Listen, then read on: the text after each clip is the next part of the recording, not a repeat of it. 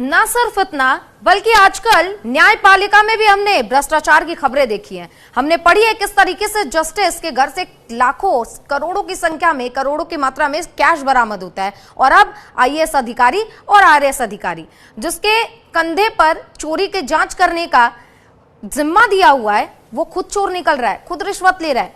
आखिर क्यों ऐसा है और क्या मानसिकता की वजह से, हम अपने गेस्ट से बात करेंगे। रितु मुंद्रा जी सोशल एक्टिविस्ट है, बहुत बहुत स्वागत है मैम आपका हमारे चैनल पर। और आपसे सीधा सवाल मेरा यही होगा कि जिस तरीके से जिनके कंधे पर हम जिम्मेदारी सौंप रहे हैं, जो सरकार में है, जो सरकारी अधिकारी है, उनका रिश्वत लेने की क्या मानसिकता है कि वो बार बार रिश्वत लेते हुए पकड़े जा रहे हैं काम की जगह। क्योंकि आप एक एसी कमरे में बैठ रहे हैं, आपको तमाम चीजें सुविधाएं मिल रही हैं, लेकिन फिर भी रिश्वत की ओर उनका रुख करना क्या दर्शाता है?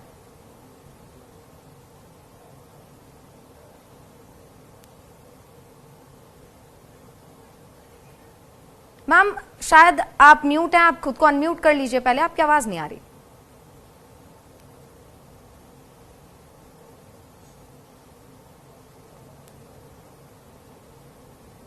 तो जिस तरीके से एक बार फिर से हमने आज ये केस देखा जहां विजिलेंस की टीम ने ये बड़ी कार्रवाई की है और रंगे हाथों घूस लेते हुए अधिकारी को पकड़ा है, वहीं चंडीगढ़ से दूसरी खबर आई जहां आईआरएस अधिकारी, भारतीय राजस्व विभाग का यह अधिकारी जो पकड़ा जाता है, उसके पास से भी 4 करोड़ से ज्यादा की रिश्वत की चीजें बरामद होती हैं। तो बार बार ये खबरें, एक तरफ न्यायपालिका में भी भ्रष्टाचार देखने को मिला, दूसरी तरफ सरकारी सिस्टम भी ऐसे, लेकिन सरकार की जीरो टॉलरेंस की नीति के तहत विजिलेंस की टीम ने कार्रवाई करते हुए गिरफ्तारी की।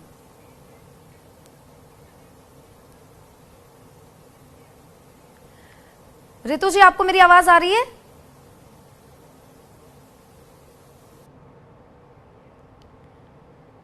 तो एक बार फिर से वही चीजें देखने को मिल रही है, लेकिन यहां पर कई सवाल खड़े होते हैं, कई अहम सवाल कि क्या वो मानसिकता है कि ये युवा जो यूपीएससी यानी कि ये दिमान आईएएस अधिकारी जो 2 बारी यूपीएससी क्लियर करने के बाद रिश्वत लेते हुए पकड़े जा रहे हैं। तो सीधे रुक करेंगे हमारे संवाददाता अली शरर के पास। अली, जिस तरीके से ये पूरा मामला निकल कर सामने आया है और लगातार अब प्रशासन पर भी और सरकार के अंदर जो ये घूसखोरी की सिस्टम चल रही है उस पर भी कई सवाल खड़े हो रहे हैं, और एक बार फिर से एक चंडीगढ़ से खबर आती है, दूसरी ओडिशा से खबर आती है। किस तरीके से आप इस चीज को देखते हैं और कैसे आगे इस पर कार्रवाई होने वाली है, क्या कुछ आप जानकारी?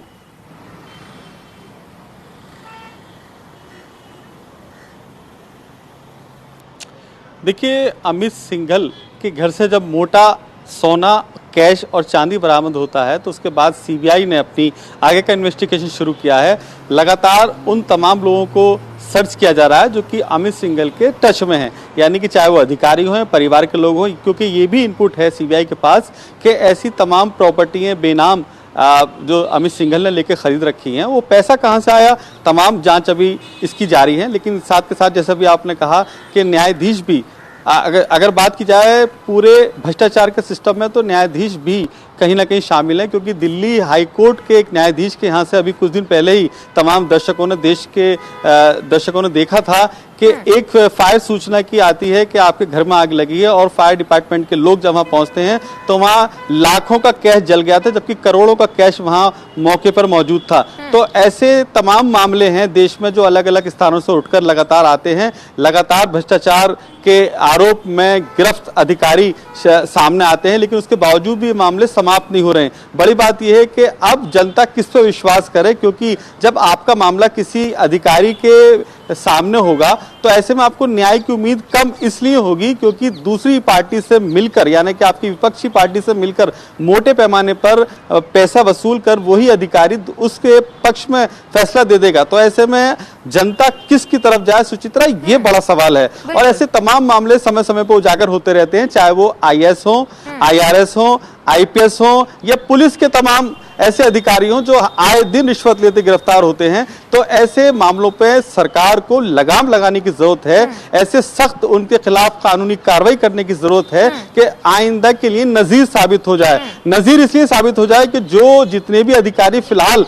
देश में काम कर रहे हैं उनके लिए ये मैसेज पहुंच जाए कि अगर आपने रिश्वत ली तो आपके खिलाफ ऐसा कदम उठाया जाएगा कि आपके भविष्य में भी आपको कहीं भी नौकरी या आपको पेंशन कुछ नहीं मिल पाएगा। और इस तरह का कोई कदम सरकार उठाती है तो निश्चित तौर पर मेरा मानना है कि इसमें लगाम लगेगी। सुचित्रा, ठीक है अली, लेकिन यहाँ पर सवाल ये कि आगे प्रशासन ऐसे अधिकारियों को मॉनिटर करने के लिए क्या प्लानिंग कर रही है, क्या कुछ आगे करने वाली है इसको लेकर?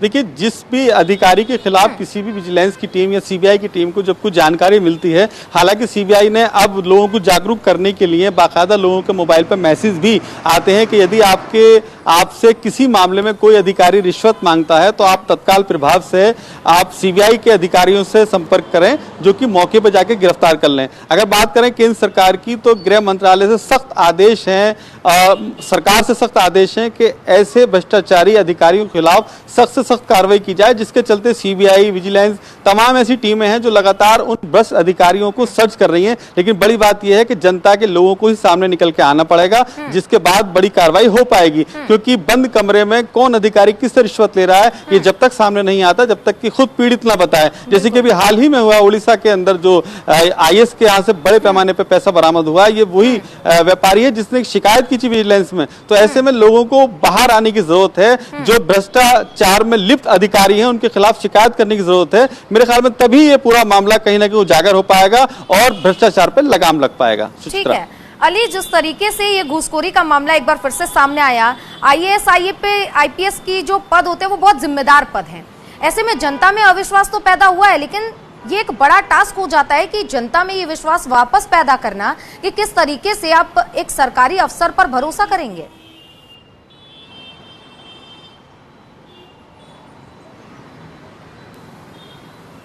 देखिए, बिल्कुल साफ तौर पर अभी जो हाल ही में अमित सिंघल की जो गिरफ्तारी हुई है वो पहले ईडी में कार्यरत थे, उसके बाद इनकम टैक्स में आई। यानी कि आईआरएस कोई भी अधिकारी होते हैं तो पहले वो ईडी में कार्यरत होते हैं, उसके बाद इनकम टैक्स डिपार्टमेंट में आ जाते हैं। तो ऐसे में विपक्ष ने भी तमाम तरह के सोशल मीडिया पर जो है सरकार की खिल्ली उड़ाई। तो ऐसे में सरकार को बेहद गंभीरता से कोई कदम उठाने की जरूरत इसलिए है क्योंकि जब कोई मामला ऐसा उजागर होता है तो फिर विपक्ष या आम लोग जो सोशल मीडिया पे होते हैं वो सरकार को ही घेरने की कोशिश करते हैं। तो ऐसे में सरकार को भी इस पूरे मामले को लेकर सख्त कानून बनाने की जरूरत है कि फिर भविष्य में कोई भी अधिकारी ऐसा कोई कदम भूले से भी न उठाए। ठीक है, तो जिस तरीके से आपने देखा कि 2 अधिकारी पकड़े जाते हैं जिन पर जनता के काम का जिम्मेदारी उनके कंधों पर दी गई है, लेकिन वही भ्रष्टाचार में लिप्त नजर आ रहे हैं। बहुत बहुत धन्यवाद अली तमाम जानकारियों के लिए। तो जिस तरीके से आज 2 अधिकारी पकड़े जाते हैं, इसी बीच हमने न्यायपालिका में भी भ्रष्टाचार की तस्वीरें देखी हैं, जहां जस्टिस वर्मा की सारी चीजें खुलती हैं, भ्रष्टाचार की बात सामने आती है और अब उनके खिलाफ मॉनसून सत्र में संभवतः महाभियोग प्रस्ताव लाया जाएगा। और इसी बीच 2 और अधिकारी, इनकी भी पोल खुलती है, रिश्वत लेते हुए ये पकड़े जाते हैं और आज 47 लाख रुपए उड़ीसा से पकड़े गए हैं और लगभग 4 करोड़ से ज्यादा की राशि चंडीगढ़ से।